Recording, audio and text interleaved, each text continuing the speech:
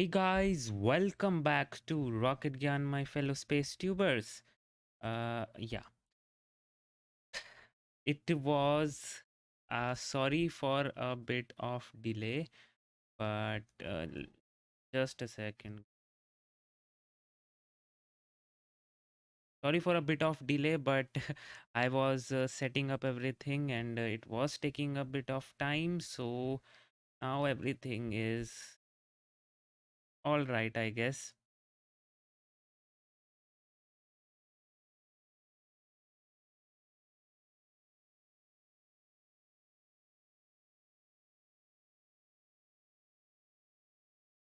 Yeah, working now. Fine.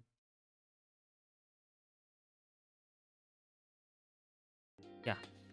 So welcome back to Rocket Gyan, my fellow space tubers. Today we will be witnessing another launch, but this time from the Wallops Flight Facility Center in Virginia. And as you know, when a rocket launches from Wallops, it's like a very popular thing because many people are able to actually watch it because of its on uh, because it is very near to everyone living nearby. So hi everyone, hi Wolf G, I'm Paul Gregory.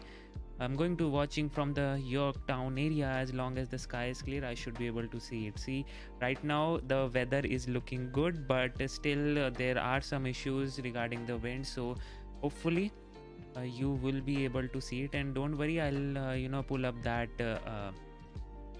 viewing area map so that you can actually see and you know where to look and when to look when this rocket launches. We are right now T minus 45 minutes from the launch. Right now everything is green, which we have some concern for the weather, but right now things are looking great. um, Hi K Pollux, hi Vishesh Sharma, and hi Dancing Interstellar Monkey. You welcome to the stream. So without any further ado, let's just have a look at the rocket and what does it have in store for us today, right? So this is a rocket which is known as the Antares rocket, and for some, yeah, Antares rocket, this is can say a very old rocket, but has been in operation for quite some time. This is a two-stage rocket. Here you can see these are RD-181 engines, powered by RD-181 engines is the first stage, and then they have the second stage as the solid motor. So yes, this is a very unique rocket in its own kind, because the upper stage, which should be the liquid stage, because you need to have some uh, you know um, control over your orbital insertion, but that is not the case with this rocket. They literally have the upper stage as the solid stage and the first stage as the liquid stage. So whatever errors in the orbital insertion would be there, it would be corrected by the Cygnus spacecraft itself. So this is a two-stage rocket. The As I said, this will be the sixth flight of the Antares rocket. Antares 230 plus means 2 is like it is actually using that RD-181 engines. 3 means the caster with an XL configuration being used. 0 means there is no as such third uh, stage on this rocket, and then plus means that it has been optimized from previous generations. So that is the rocket. Now this is the this is the engine, RD-181 engine. This runs on stage combustion cycle, oxidizer rich stage combustion cycle, which means that when the fuel is burnt into the pre-burner first, it is then not wasted like in gas generator cycle. Instead it is fed back into the combustion chamber for it to burn in stages, and that's why this is known as stage combustion cycle. And it is oxidizer rich, which means we'll be using more oxygen for bulk of the work. And this uses RP1 and LOX as its fuel, and has around 314 seconds of ISP. So this is a very efficient engine, I must say that. and you will see that yes, it will be attached for on the rocket for the first stage, and will be doing most of the work for the orbital insertion. Okay, now let's talk about the Cygnus spacecraft. This is a Cygnus spacecraft. It is actually very beautiful looking, one of my favorite looking spacecraft, and it is evident from this thing. These solar panels just look beautiful, and here this section is also does also look beautiful. So let me just break it down for you. So we have this pressurized cargo section wherein all the supplies are there. Then we have the service module, then we have the solar panels here for obviously the power generation, and then we have the service module has all the communication, the power, the propulsion. So it also has a propulsion obviously, and then the berthing mechanism is also here. So it does not dock with the International Space Station, rather it berths with the International Space Station. So this is how it looks like when it is berthed with the station. The Canada arm would be used for it to be berthed, and then finally it will be the supplies will be taken out. This is how it looks like, and this is how it looks like once it is inside those fairings. So this the configuration of it looks like this, and it almost take most of the space of the fairing, so it is quite a large one. And talking about the Antares rocket payload capacity, that is around 8 tons to low Earth orbit.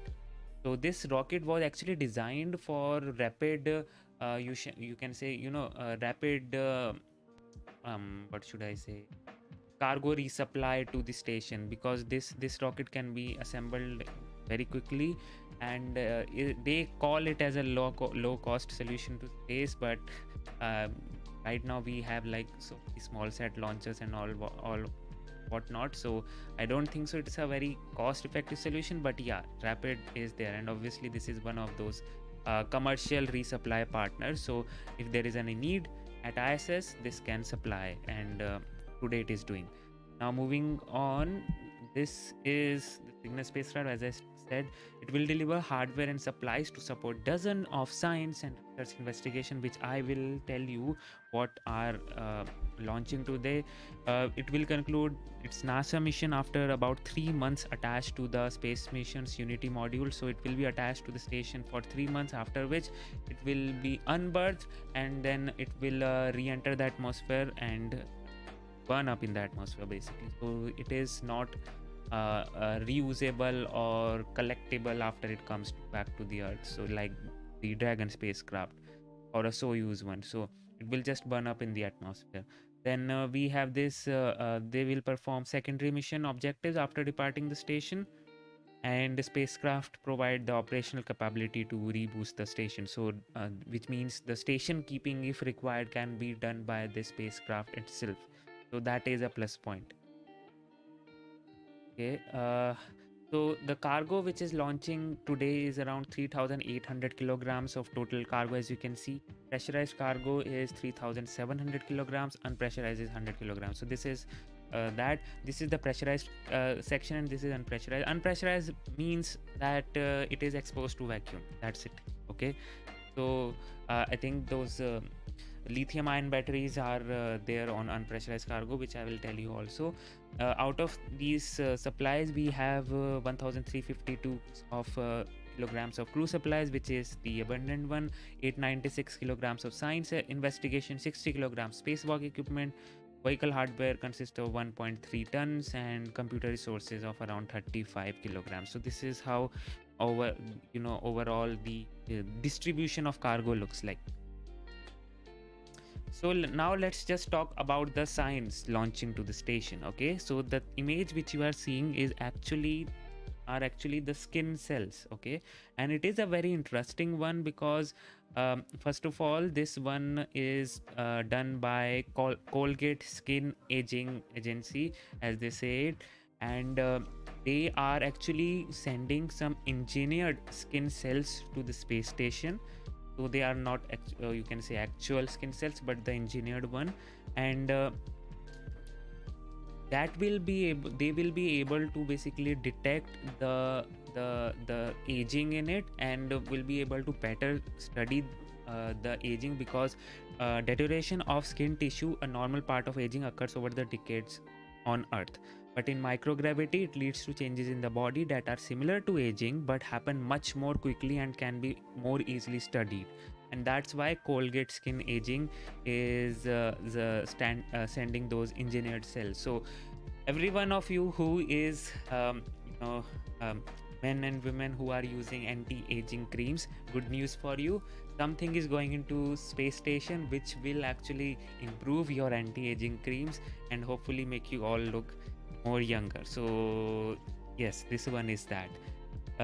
Next one is this known as the microqueen 3D tumor. This is actually testing the tumor drugs on the breast and prostate cancer cell. These cells can grow in a more natural environment, which makes it easier to characterize their structure once in microgravity, and response to the drug. So results could provide new insight into the cell protein targeted by the drug and help advance development of other drugs that target cancerous cells. That simply means they're sending those cancerous cells, literally cancerous cells, to the space station, but they will be studying those cells in microgravity environment because the characteristics of the cells are much more visible in microgravity conditions, so they will be able to study it better. And then the next one is this one, the improving the hydrogen sensor. So this, as you know, we have this OGA H2O OGS system, which is nothing but oxygen generation system in space station. Obviously you need some oxygen generation system, and it is done by electrolysis or water separation, which actually separates the hydrogen and oxygen from the water. Hydrogen is very flammable and is literally of minimum to no use, so it has to be separated. Most of the time it is vented out, some of the time it is mixed with the carbon dioxide and converted back into oxygen, but most of the time it is vented out. And you don't want your hydrogen gas floating inside the space station, because it is very flammable and can cause fire inside space station. Fire in microgravity is not a thing you want to have. This is the hydrogen sensor demo mission. Basically, previous hydrogen sensors which are there in the space station to detect whether there is any leak or not has to be replaced after 221 days, so they are not efficient for longer duration mission. This one is does not require that replacement. So when you are going for a longer duration missions like mission Mars or Moon, you can take just one sensor and that's it. You don't have to replace it. So that is a thing which this sensor is going to accomplish. Next up is this one, the better batteries, as they say. They will be using this lithium ion batteries developed by Space as Lib, which will be capable of safe, stable operation under extreme temperature and in vacuum environment. So they will be testing these batteries in a vacuum environment. So it would be actually very good, because right now all the batteries are stored inside the pressurized not pressurized, but in a controlled environment, wherein it is not exposed to harsher environment of space, the extreme cold, extreme hot, and then the vacuum also. So if we can develop a battery which can be stored just outside, it could serve its own purpose also. So yeah, I can think of many ways in which this can develop help, because if you can store it outside, so it would be easier for the service mission. Like if you have a satellite going to space and those batteries are actually outside the spacecraft, then if something goes wrong with the batteries, then you just replace it from the outside only. So it is actually very useful. This thing is very useful. Right now we didn't have any batteries which can actually just exposed to space. This one is going to do that. Next up, this is a very interesting one, plants in space. Right now the plants which are grown in space station require a proper environment and soil, water to grow. So proper soil is required and water is required to grow. But this one from a company known as X Roots will be testing hydroponic and aeroponic techniques instead of using soil and all. So they will be growing plants, but they won't be using any soil. So hydroponic or the aeroponic technique. Hydroponic means using water to supply all the nutrients and all, and aeroponic, which means using air to do the same thing. So the problem with the soil thing is that if you have soil with you and you are trying to grow and scale your farm in space or other habitats all over on other celestial bodies, the soil is actually an issue. If you don't have a soil, you can't grow these plants, and obviously the soil is a very limited resource. You need to actually carry the soil from the earth, and if you will have to carry that soil from the earth, that does not mean a very good design. So this kind of research wherein you don't even require a soil, everything can be done by just feeding the plants with concentrated water with nutrients involved, and maybe some air with nutrients and all can serve the same purpose. Then it would be great, because then we can scale it without the use of this is one other thing which is going up. The last one, this is not actually the last, but the last major one, which is the solid fuel ignition and extinction facility. They will be testing and studying the flammability of materials and ignitions of fires in realistic atmospheric condition. So they have this rack on the space station, which is actually, you can say, a test bed for fire, because and they will be testing the fire in various pressure conditions, in various oxygen levels and whatnot.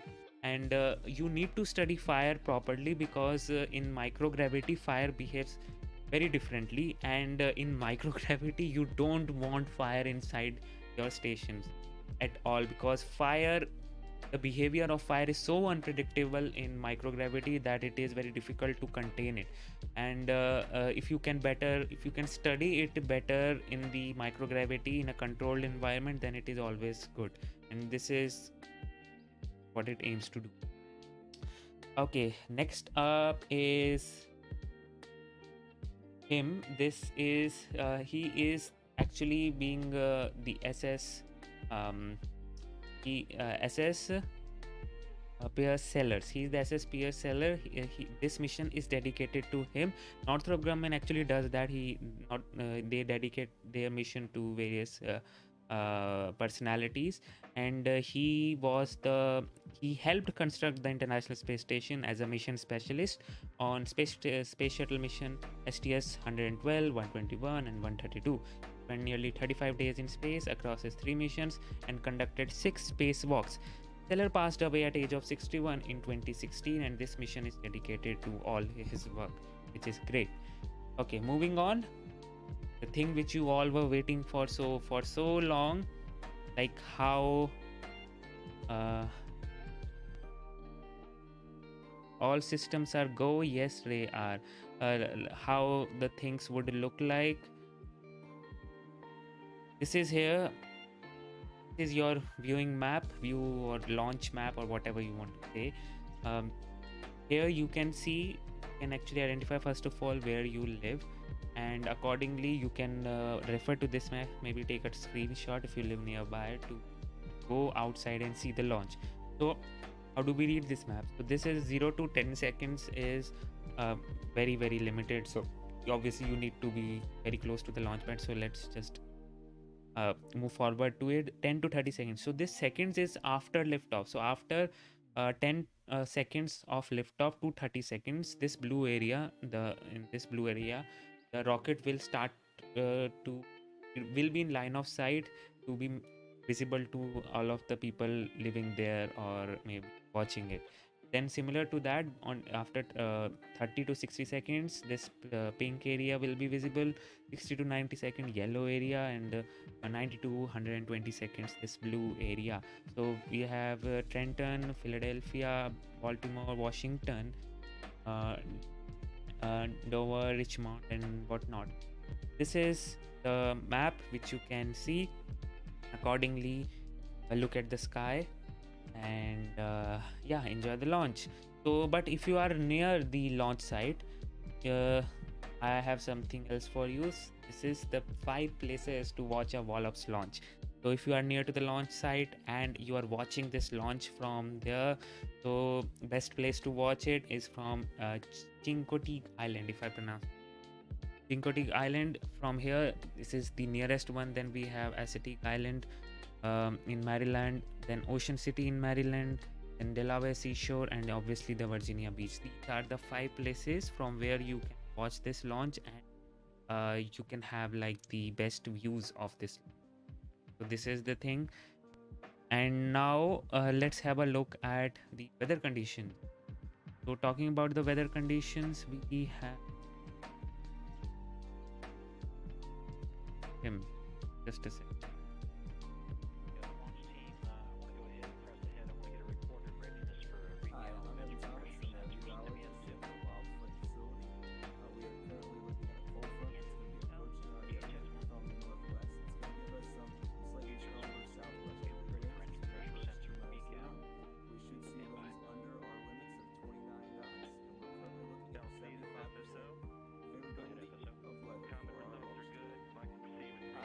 So he's the meteorologist, and he said we are right now looking at 75% favorable weather for launch. So the winds, ground winds are a concern right now, but everything else is looking good. Okay, so yep, let's have a live. I'll switch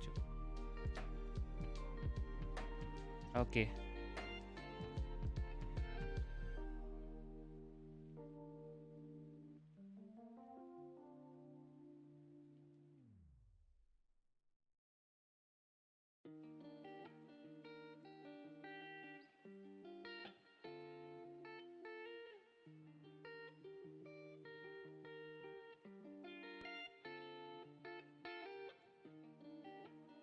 Okay, so right now things are looking good. We are T minus 25 seconds from the launch. Everything is looking good, and you can see the rocket is venting. So, yep.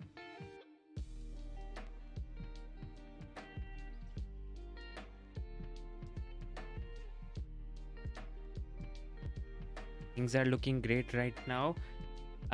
Yes, space launch. All systems go. Nancy, yes, they are go right now. Only the weather is a bit of concern, but let's hope that clears up very soon.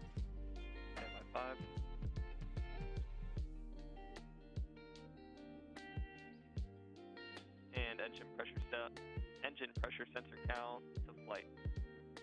Recalibrated and ready for flight. Roger that, Ops 1, and you're going to reset charge amps. And charge amp reset. I think we have a better coverage. I should switch over to that. So just give me a second, guys. I'll switch over to that coverage. Towering 133 feet tall, fully fueled, ready to launch over 8,000 pounds of research, fresh food, technology demonstrations, and supplies to the International Space Station. This is Northrop Grumman's CRS-17 mission, and liftoff is set for 11:40 and 3 seconds a.m. Central Time, 12:40 and 3 seconds p.m. Eastern Time at the start of a 5-minute launch window today. The first stage is already loaded with its fuel to launch into space, liquid oxygen, and RP-1 kerosene. The second stage of Antares is a solid rocket motor. The weather conditions for today's launch are looking good. It's currently 45 degrees and partly cloudy, with winds at about 18 miles per hour. So right now things are looking great, and we have the live views of the rocket. Today's NG-17 launch. At the Wallops Flight Facility in Wallops, Virginia, which you see on your screen here, Northrop Grumman engineers are monitoring today's countdown from the Range Control Center. They'll be counting down and walking us through the next 23 minutes until launch. And they'll be in the control room from the point of liftoff to when the Cygnus resupply craft separates from the vehicle's second stage. Just moments ago, a poll was conducted of the engineering systems, and everything is currently a go for launch. That is what we want to hear. So currently everything is looking good. We are also supporting today's cargo resupply mission is the team in Dulles, Virginia. Here, another team of Northrop Grumman engineers are standing by, ready to take over the flight of Cygnus after spacecraft separation occurs. So as I have already discussed about all the signs launching to the station, so if you are just joining in, guys, you can quickly rewind. So we still have like 20 minutes or so, and look at those beautiful science. Actually, science is always cool, and today also the science which is launching to the station is great. Final unit, how are you? On one. Go ahead, LC. Yeah, provide status of cold helium bottle supply pressure. Yeah, we're still monitoring LC. We'll make a call between now and L-16 minutes.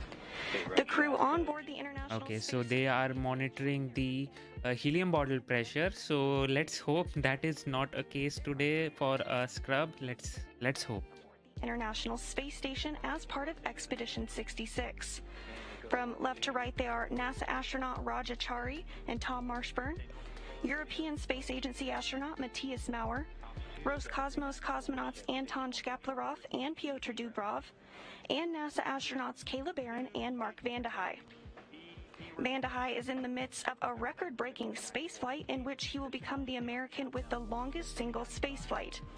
He's on his way to surpassing Christina Koch's 328-day mission, which he'll break on March 3rd, and on March 15th, he'll break Scott Kelly's record of 340 days in space. Whoa. When Vande Hei returns to Earth on March 30th, he will have spent a record-breaking 355 consecutive days in orbit. That's a cool camera. I must say that. I must give it to them, and I'm looking forward to a view from this camera from the during the time of liftoff, because that would be great if We're we can get that. T-minus 20 minutes and counting until today's launch. No issues being worked by the flight control team at Wallops.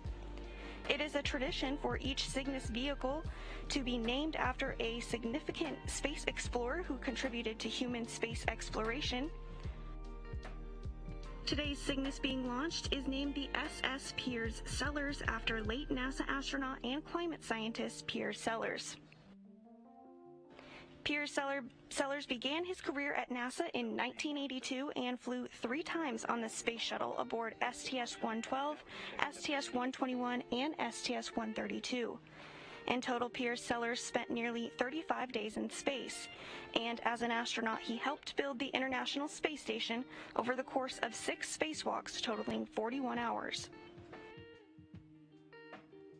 We don't realize, but there are a ton of people, including the astronauts, obviously, that actually help people working in space and getting all those data and helping people on Earth, basically. So kudos to everyone working in space sector, and let's hope we have a beautiful launch today. T-minus 90 minutes, nothing is being 15 minutes and counting to today's launch. No issues being worked by There the you flight go. control team at Wallops. that is And joining us today is a special guest from Northrop Grumman to discuss today's launch. Christina Haloma is the Antares Systems Engineering Program Manager. Hey Christina, Teresa, welcome. I'm actually jealous of you if you can actually view this launch. I'd just like to welcome all of you watching here in the United States and around the world to see a successful Antares launch and Cygnus mission to the International Space Station. And I have something for you guys. Hopefully, this will work perfectly fine with this mission.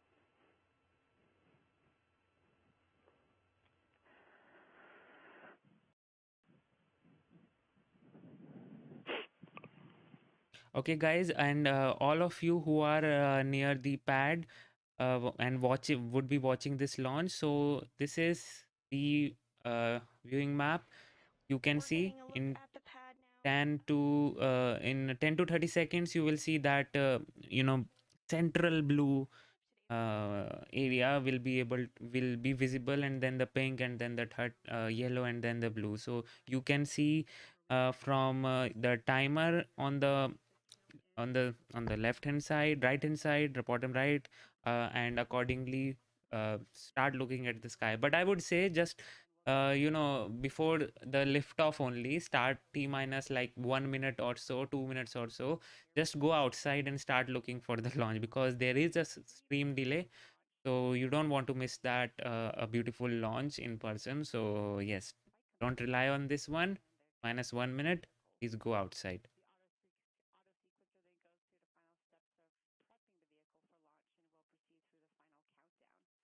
But after liftoff, our team will be also monitor some post-launch milestones. The first milestone will be us waiting for the main engines to burn, and that'll happen for approximately 200 seconds until our main engine cutoff. And then once we get to the main engine cutoff, we'll go into a short coast right before we separate from stage 1 from stage 2, which we call the upper stack portion of Antares. After that, we'll continue to coast a little bit, and then about 30 seconds before starting that separation, and then we'll have an internal separation where the stage 2 flies out of the external upper stack. Once stage 2 is clear of the upper stack, the stage 2 will ignite for about 2.5-minute burn that puts Cygnus real close to their orbit, and then it'll coast and ensure everything is stable, and then Cygnus will be released into the desired orbit. And then after Cygnus is released, they'll go through their own comm checks, and then about an hour or hour and a half after we separate, Cygnus will then release its solar arrays and be on its way to the International Space Station. So all in all, from launch until Cygnus gets to its orbit is approximately 9 minutes. So it'll be fun to watch here post-launch. It sure will. And Christina, this Cygnus mission is unique in that it has reboost capability. Can you discuss the Cygnus reboost capability planned during this mission? Yes. So, Sandra, in addition to delivering more than the 8,000 pounds of critical cargo to the astronauts living on the ISS, the Northrop Grumman Cygnus spacecraft will perform its first operational ISS reboost. Reboosting is a critical part of altitude maintenance for the International Space Station. What happens is the Earth's atmosphere causes a slight amount of drag, causing the station orbit to decay over time.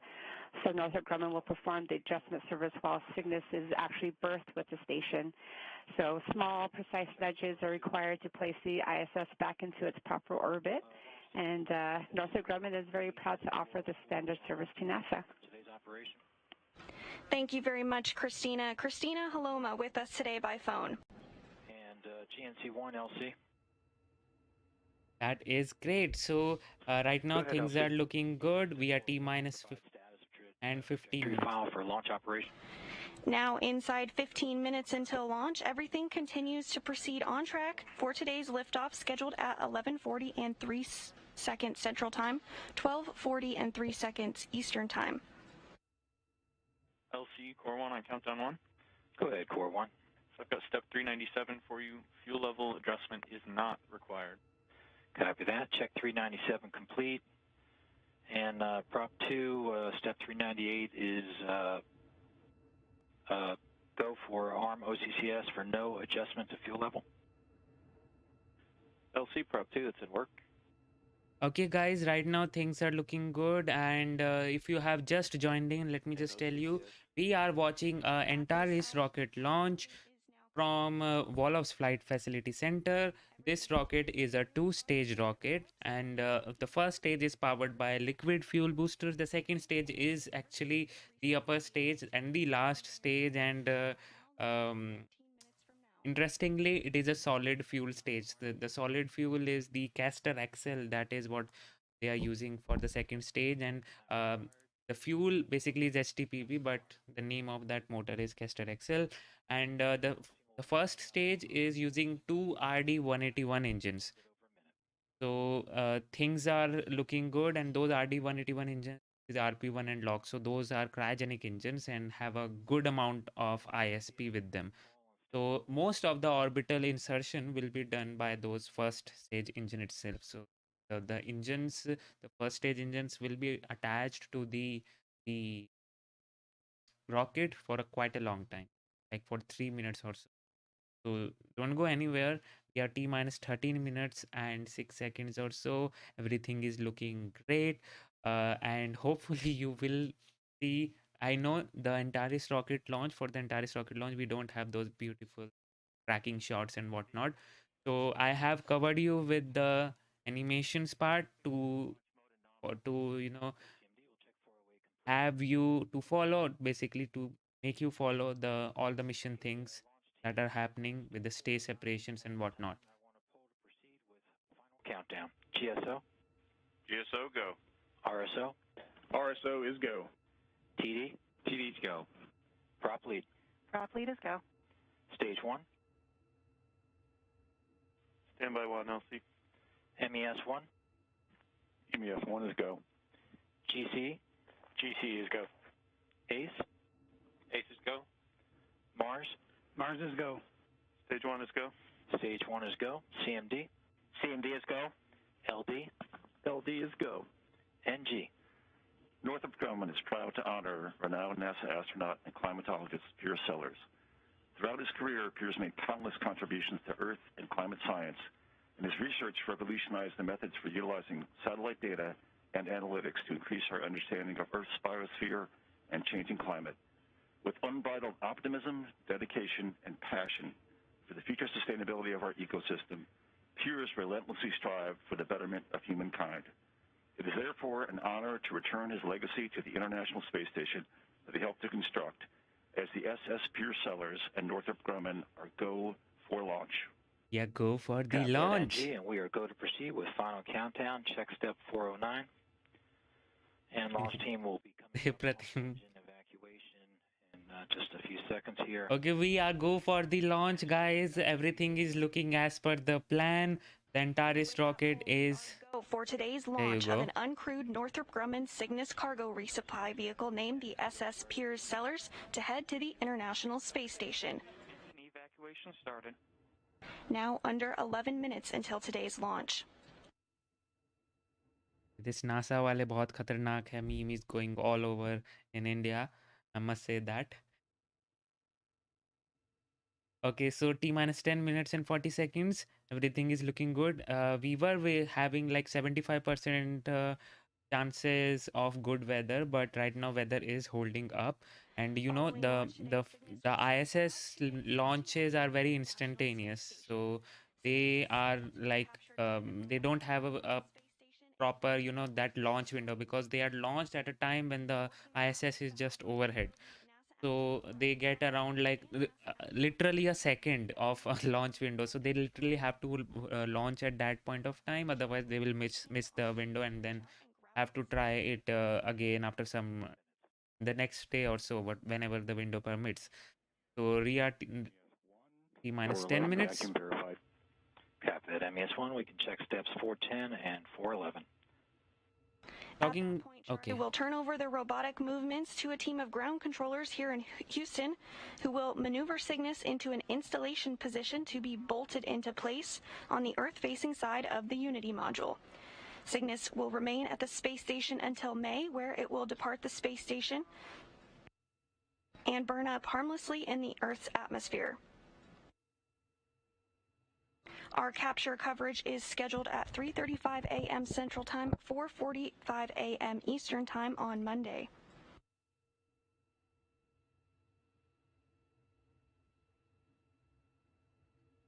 Ops 1 LC, countdown 1. Step 412, you're go to enable ACS VDMs.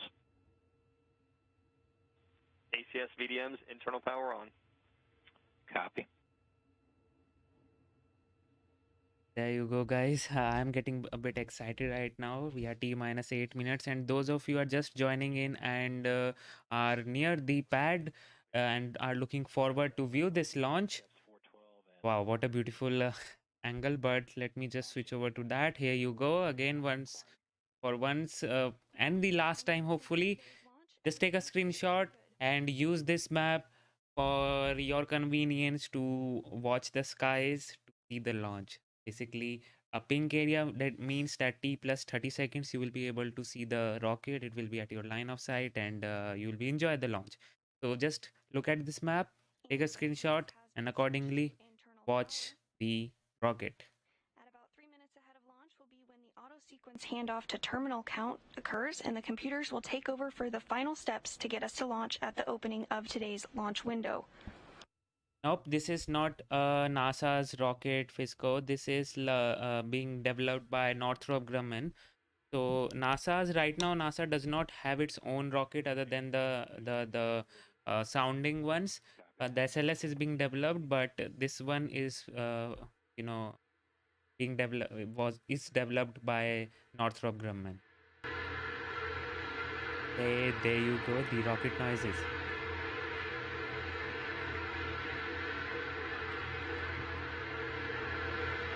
Inside 7.5 minutes until today's launch, you'll continue to hear some of these countdown milestones ahead of today's launch. And at the time of launch, the International Space Station will be flying 261 statute miles over northern Algeria, just south of the Mediterranean Sea. And passing T-minus 7 minutes. Right now, the rocket is in internal power. Everything is looking good, and we hopefully will be getting a beautiful launch. This Antares launch is always a beautiful one, but those cameras does not justify it, I must say that. But right now things are looking great. Ops 2 LC, step 417.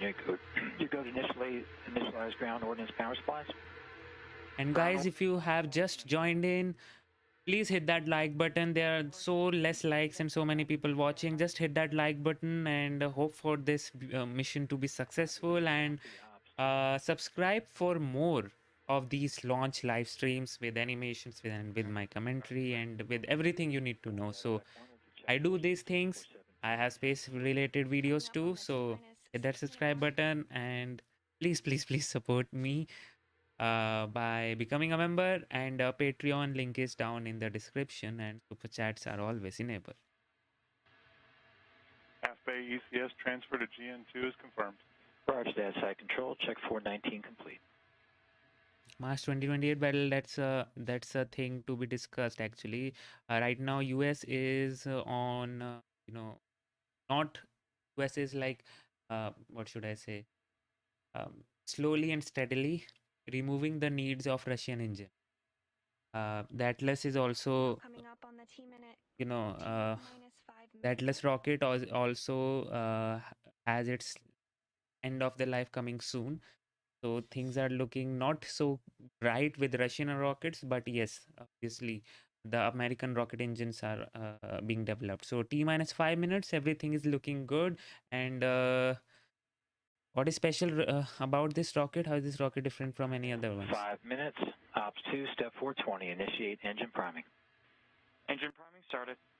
Special thing about this rocket is that this is quick to assemble and does not cost much to transfer some cargo to space station. It is basically designed, this rocket is basically designed to transfer the, or you can say, yeah, transfer the cargo, basically do the cargo resupply mission to the International Space Station. So it has like payload capacity of 8 tons to low Earth orbit. So it comes when Neutron comes into existence, the Neutron rocket from Rocket Lab, that will compete with this rocket. And obviously Neutron will be reusable, so it would be cheap. So I don't think so this rocket will have like much flights left after that. 1 mark. All arm command sent. SAs, ODMs, all armed. Copy all. NASA TD, report range status.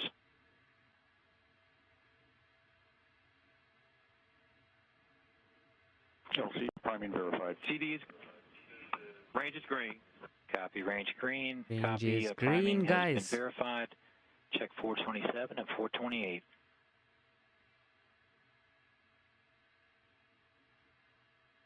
And launch team be advised, phase 3 dynamic limits will be active at T-minus 3 minutes. T-minus 3 minutes and 30 seconds until launch. Everything's still green across the board. That is what we are here for, right?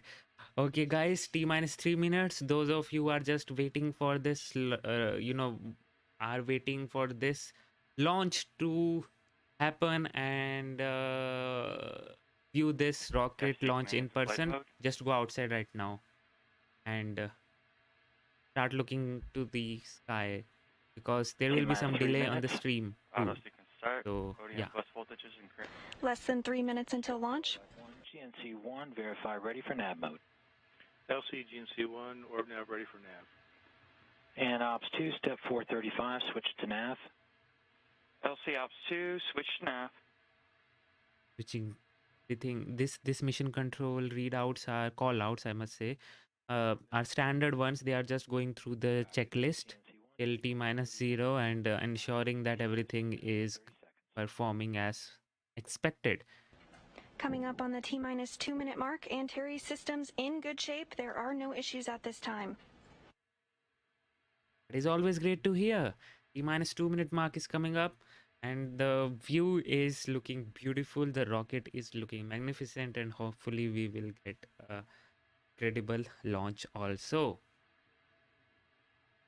T-minus 2 minutes. It is happening. Okay, I'm getting excited. I don't know about you, but I am getting excited for sure. And this happens with me with every launch.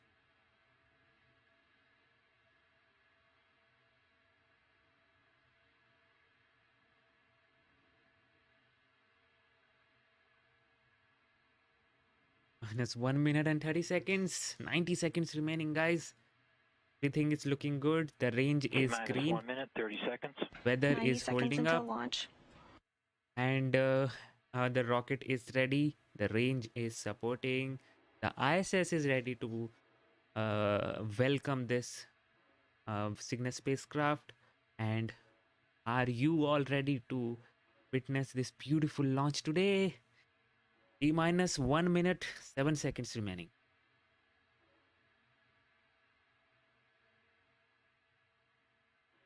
Minus 1 minute. 1 minute. Okay. Now things are getting heated up. Less than 1 minute until today's launch. At 40 seconds, tanks will be pressurized.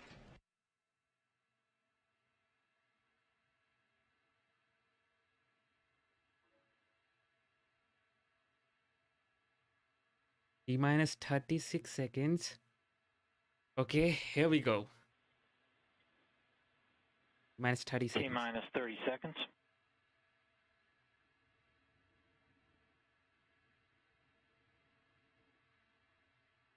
T-minus 20, 19, 18, 17, 16, 15, T-minus 14, 15 13, seconds.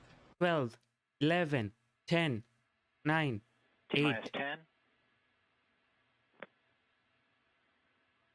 4, 5, 3, 4, 3, 2, 2, 1. 1. Ignition We have engine ignition. and liftoff. And The Antares launch vehicle from Wallops Flight Facility. Engines are at 100% thrust. Here you go, guys. Whoa, see that pitch over maneuver. And we have liftoff of the SS Piers Sellers, carrying over 8,000 pounds of cargo to the International Space Station. Good performance on the first stage so far. Steady at 100% thrust and nominal.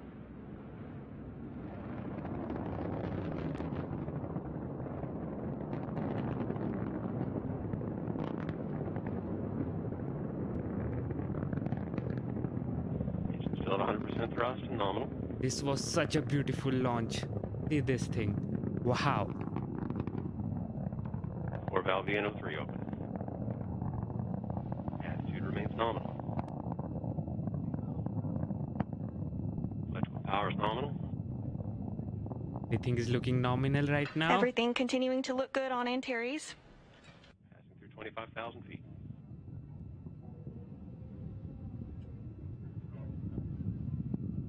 And weather is very clear Yes, today. Max You will Q see the has stage separation also.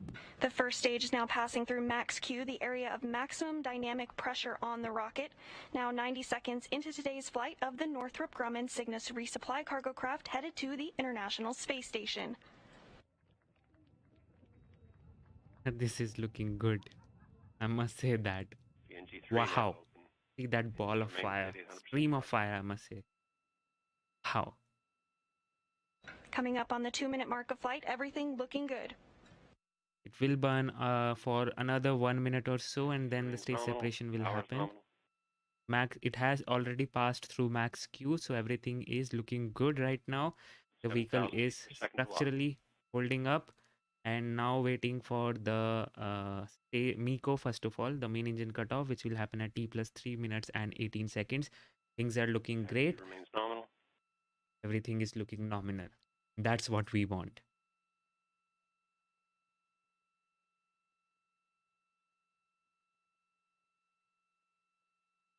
Attitude remains nominal. Okay, attitude remains normal. Things are looking good right now. The rocket is Continuing to get thrusting. good reports from the Range Control Center at Wallops. That is always Now, good to 11,000 hear. per second. Okay. We are coming in close for the MECO to happen. Beginning slow throttle down. Throttling down because it is now Pressures empty. remain nominal. The rocket is now empty Now, of the fuel, so today's flight TWR throttle down increases. will occur 3 minutes into the flight, which means main engine cutoff will be coming soon. 10 seconds, you will Thrust. see the main engine cut off.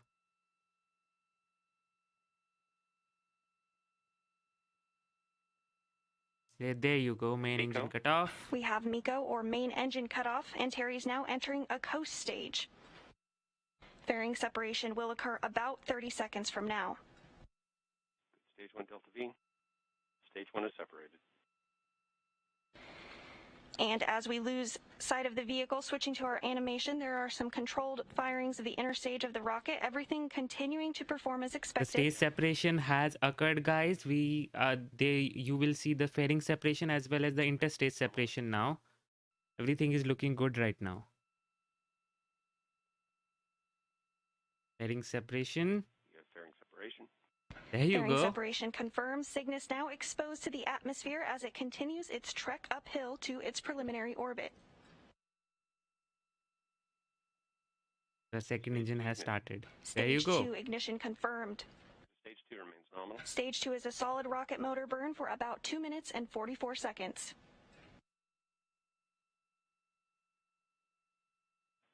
TVC is nominal and power is nominal.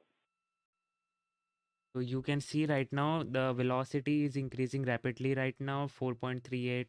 The altitude is also increasing, 134 seconds. Everything is looking good right now, as TVC is nominal. expected. Continuing to hear all good calls now 4 minutes into today's flight.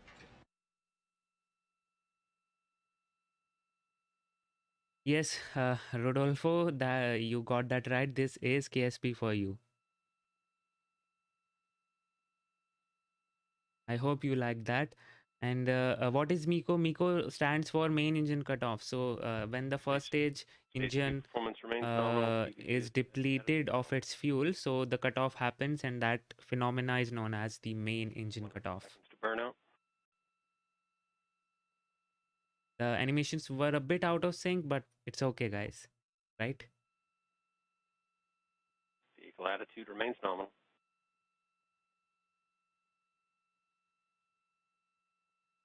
Yes, I do that for most of the launches. So if you are new to this channel, consider subscribing for more such rocket coverages. Right now, the velocity is TVC power and 5.7. attitude remain nominal. Everything is looking nominal, 5.8 kilometers per second. 173 kilometers the altitude. The rocket is thrusting as expected. This is the second stage, which is interestingly a solid fueled stage. So the upper stage here is a solid fueled one. There might be some error while insertion of this one, but the Cygnus spacecraft has its own propulsion system, so any errors would be corrected by a Cygnus propulsion system.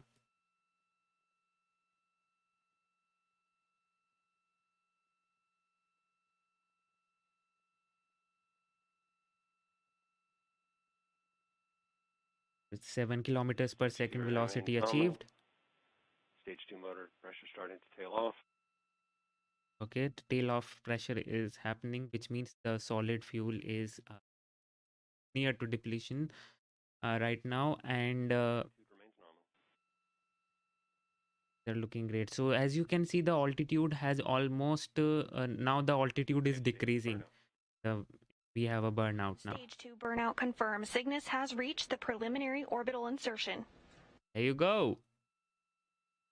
So right now you can see the orbit, the altitude is decreasing, and that is completely nominal, which simply means that the about the 8-minute 51-second mark. which means that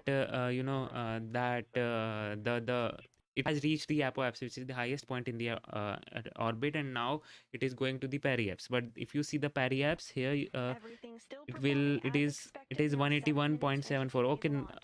Okay, now it is increasing. So you can see the perigee is 181, and the apogee is around 317 kilometers per second. So that explains a lot.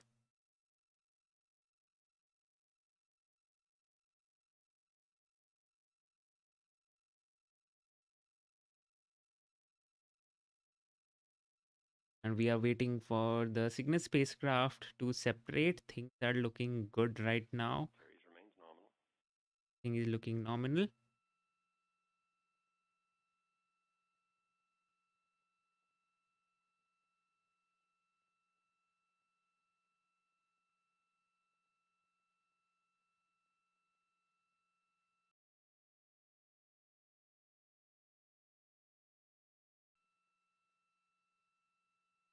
Approximately 30 seconds to payload separation.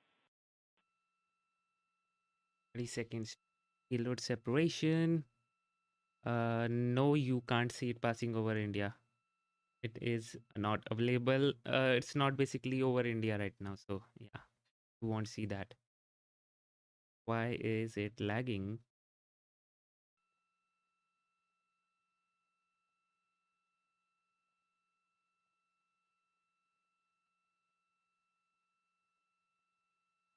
Vehicle attitude remains nominal. Power nominal.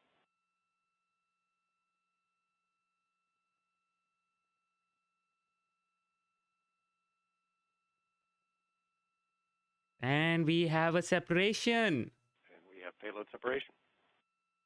There you go, guys. Spacecraft separation confirmed. Cygnus now well on its way to the International Space Station. All maneuver.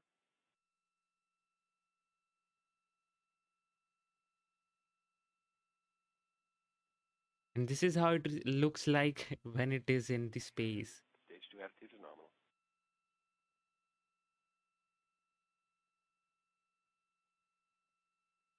The mission is successful. Finally, we have another one, cargo resupply mission going to the space station to aid the scientists, to You can help see the the crews. excitement in the room there as some celebratory fist bumps and high fives take place following today's successful launch.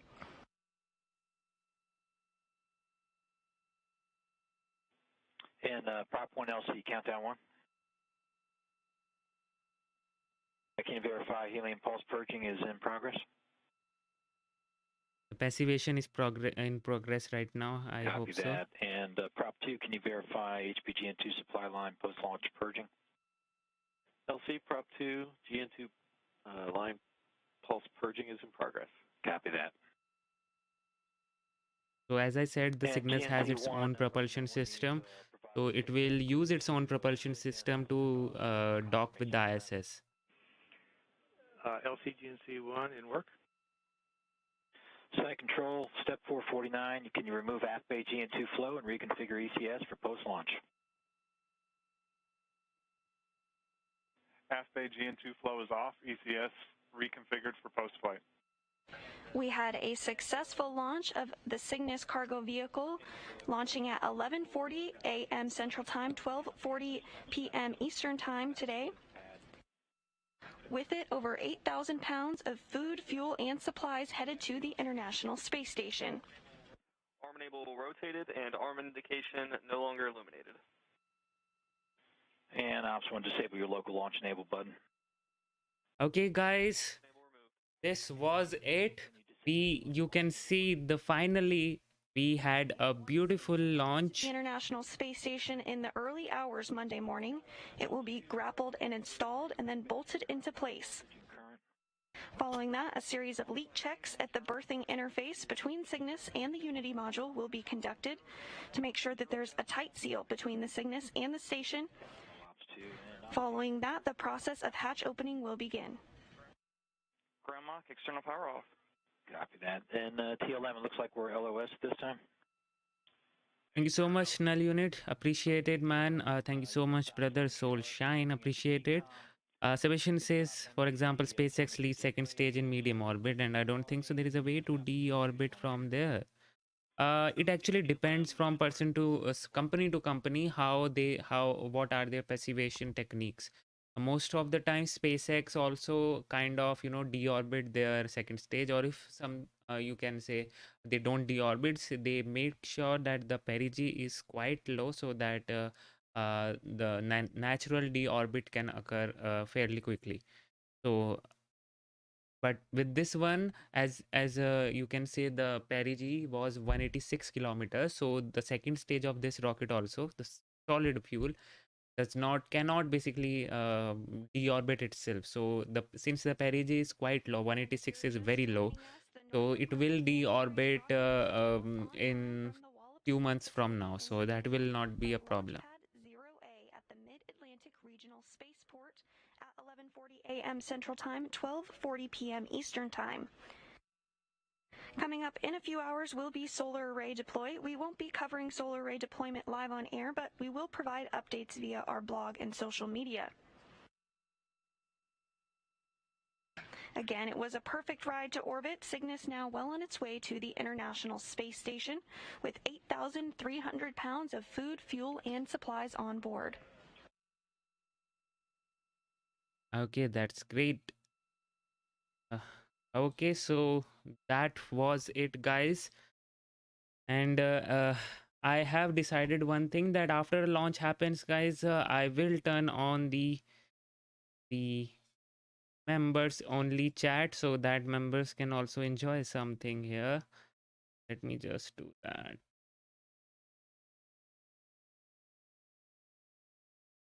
There you go.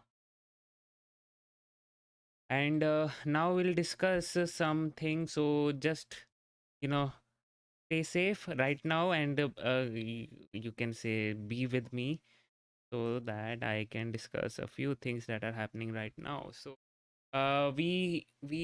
first of all had a beautiful launch to space. Oh wow, just wow. This drone footage says it all, man.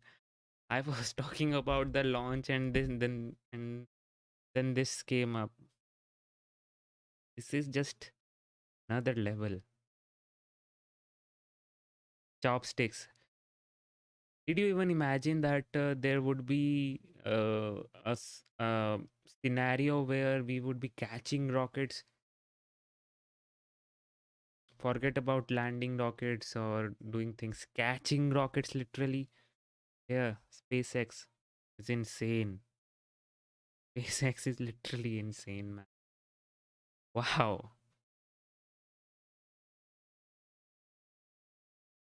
I'm just waiting for this thing to fly, and um, just I just want this thing to fly as soon as possible. Would be such a marvelous launch to see this humongous rocket fly to the skies and space, basically. Oh yeah, yeah. So as I said, guys, you can see here the ignition happened, and then the liftoff happened. The TWR for this rocket is quite low, but it's okay. The liquid fueled rocket, so it's okay. And it takes quite a bit of time to come to full throttle, and hence the liftoff actually happens at t plus 3 seconds, and at t plus 0 seconds the ignition happens.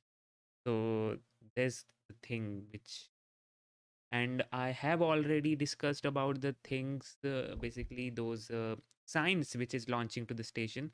And if you want to know about that, just rewind the stream, and you will be able to get each and every insight of the launch today. So hopefully everything was done as per the plan. The mission is successful. Now waiting for the docking to. Okay, there was one more thing which I was supposed to, yeah, this one, the Polaris mission, guys. If you haven't heard of this one, this is, you must have seen him. This is Jared Isaacman. He was responsible for Inspiration mission, right? Inspiration 4 mission, with the Crew Dragon, and now he has booked another one. This is the Polaris Dawn Crew, as you can see, and they will be testing, literally testing SpaceX made EVA suits. We had EVA suits from NASA, and we have seen like how bulky they are, and like those suits are just, you know, uh, what to say, very odd looking and whatnot. But SpaceX has said that they will improve on the IVA suits, so their EVA suits will also look very sleek, just like their IVA suits, and I'm looking forward to that. And yes, that would mean that uh, this mission, this Polaris mission, would be the first mission to do the EVA from a Dragon capsule, and that too by a commercial crew. I mean, yes, the other crew members are the mission specialist and space engineers and whatnot, but Jared Isaacman, is a normal crew member who is going to space. That is so cool. Waiting for this one to happen. See, this is their IVA suit, I guess, but we will see some modification in the EVA suits also. Ron will hopefully contribute to the SpaceX development of those future EVA suits. And yes, we want that future EVA suits to be more sleek looking and whatnot. So let's hope that happens. And what else? And yes, 1 year ago today, this happened. The Mars 2020 mission. We got some beautiful footage from the surface of Mars. Kudos to those uh, cameras attached, onboard cameras attached to the rover and to this sky crane. It was such a beautiful mission, and now it is working perfectly fine. And I must say, and I must congratulate the Ingenuity helicopter that it is still going. It was designed for like 14 days or so. I don't remember the exact number, but it, like designed for a very short period of time, and it's been 1 year, and it's going strong. The Ingenuity helicopter. So that is great. And this is one image from the James Webb Space Telescope. Uh, New image, and here you can see the calibration of its mirror. And just by looking at it, you can see all the mirrors are calibrated, but this one, and these two ones are not so calibrated. So those mirrors have to work for a quite some time now to calibrate themselves, and finally you can see JWST doing some actual science in space. But JWST at Lagrange point itself is a miracle, because it has done that without even any hitch or so. So that is actually very great.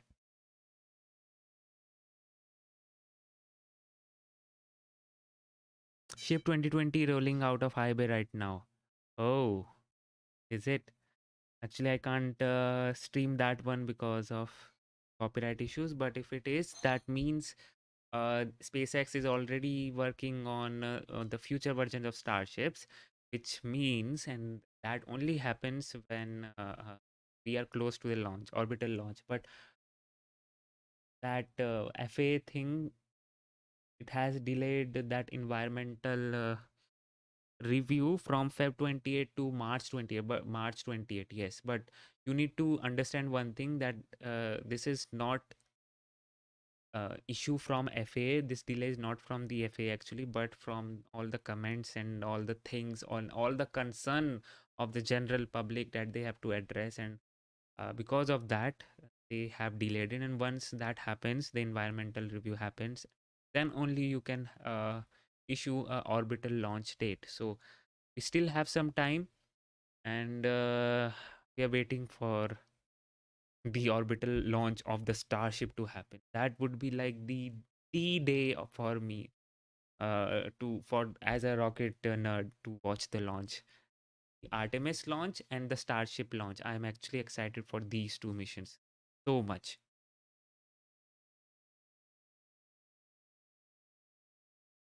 Okay, so we can actually discuss about the next launch coming up. Actually, guys, there is one internship that I'm doing, that have started doing. So there might be some launches which might be important too, but I might not be able to stream it. But I'll tell you in advance in my community post. So pardon me for that. I'll do my very best to stream as many launches as possible, but there might be some launches which might be important too, which I might not be able to stream because of my work. So yeah. And the other launch tomorrow, we have another launch from the SpaceX, the Starlink mission. But as you know, don't stream Starlink missions. But tomorrow we have another launch, so do look out for that. Then we have on 26th and 27th Feb, we have launches from China, and hopefully on 27th Feb, you will see a live stream, not an official live stream, obviously, but a live stream on my channel. I'll do my very best to get all the live streams that are actually, you know, what should I say, wandering in Chinese social media, and I just dig into social medias to find out. And obviously, I have had some help from my sources also. So let's hope if I can get a stream out of that launch. Hopefully, I am expecting that one. So let's see. And then on 28th we have a Rocket Lab launch. And speaking of Rocket Lab, how can I forget this one?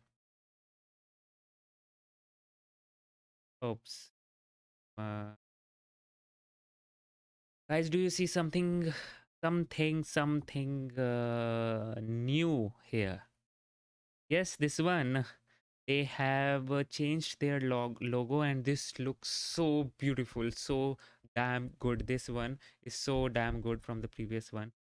We are ever evolving in this mind. It's this mindset that led us to pursuing electron reusability. It guided our decision to develop a larger launch vehicle, Neutron, and it underpins our growth strategy to go beyond launch and deliver complete mission solution as an end-to-end space company.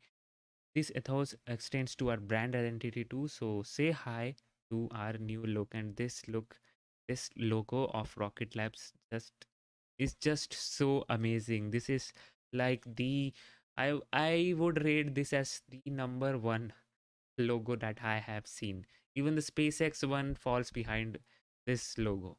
I must say that this is the best logo according to me, for a company, rocket company.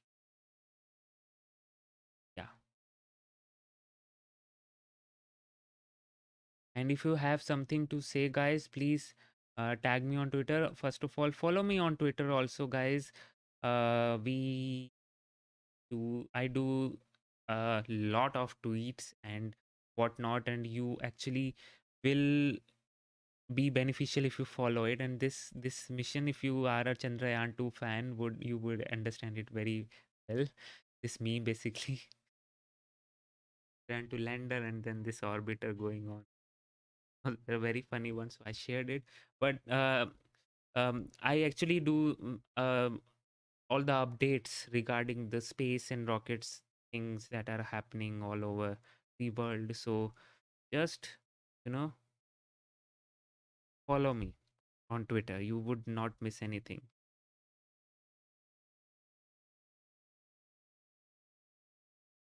These missions, the ISRO's launch and whatnot, the geomagnetic storm that led to the Starlink mission. The Starlink satellite, the Starlink mission, which was launched recently, uh, had like 49 satellites, and out of those 49 satellites, 40 satellites uh, went out basically. Yeah, it went out. They were not operational after the geomagnetic storm hit them. So this geomagnetic storm is actually a very bad thing for satellites, and it has to be monitored very frequently. And and to do that, we need to study the sun. There are quite a few missions launching to the sun also, but right now Solar Parker probe is doing its job, and we have Aditya L1 mission launching by from ISRO, hopefully this year also, to study the sun. It would be launched to L1 point, and hopefully it would improve our understanding of the sun to better predict this geomagnetic storms, and hence we can do something about these. So yeah, I think that's it for today.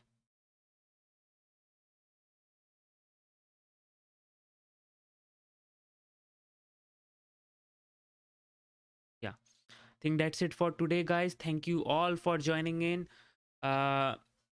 You guys are just great, and I am hopeful that you enjoyed this launch very much as I enjoyed this one.